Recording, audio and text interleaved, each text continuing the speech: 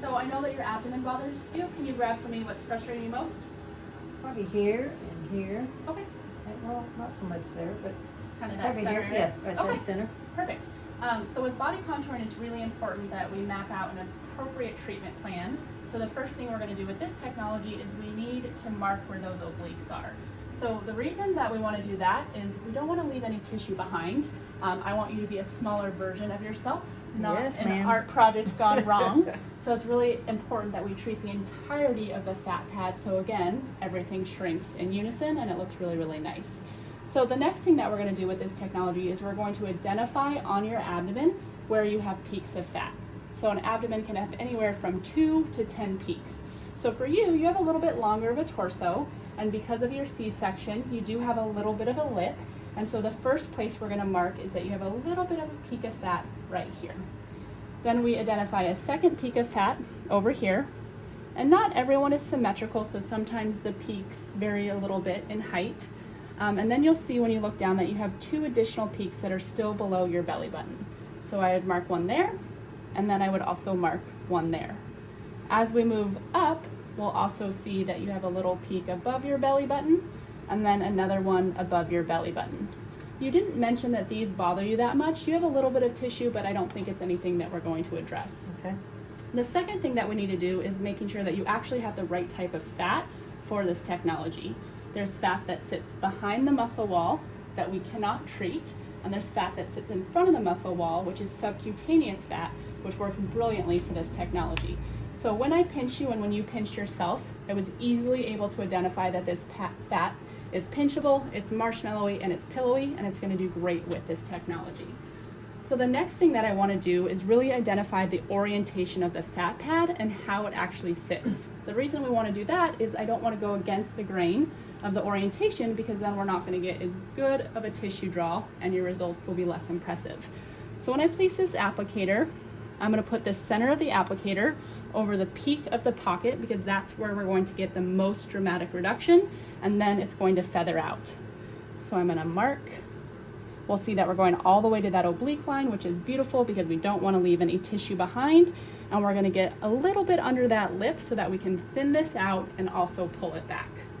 We're going to do the same thing on the other side, making sure that we're getting to that oblique line and that we're not leaving any fat behind.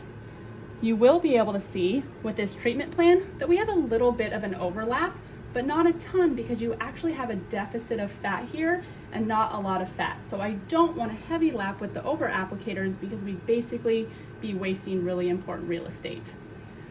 With this kind of mid ab, you can see that the orientation is still going in the upward direction.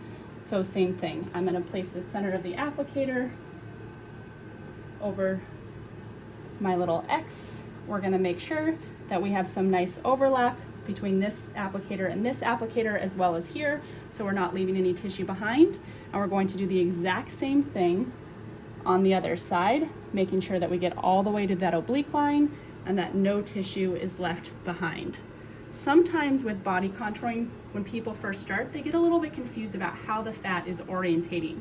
Something that can be really, really helpful is actually looking at the belly button and seeing that, oh, there's a mark there for the belly button, and there's a mark there, and then there, and there, and that's generally how the fat is going to sit.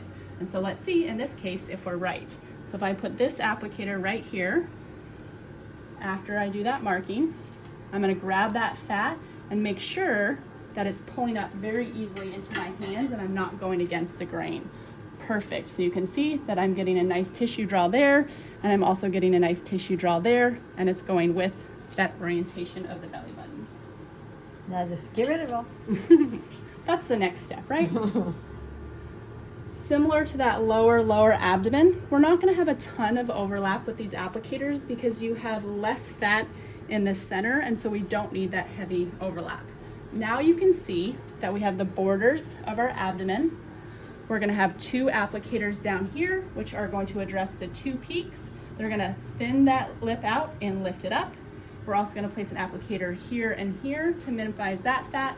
And finally, we're going to end with that upper abdomen. With how our technology is built, we can actually put multiple applicators on at the same time, as long as we're not competing for space. So for you, we're gonna put an applicator here and here for 35 minutes.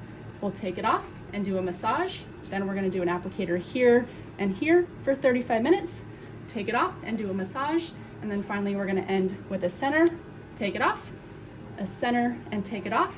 And so everything in these oblique walls and from here to here is going to reduce quite beautifully. We're gonna do that 2 times, and that's how your transformation will take place. Yay. I'm excited.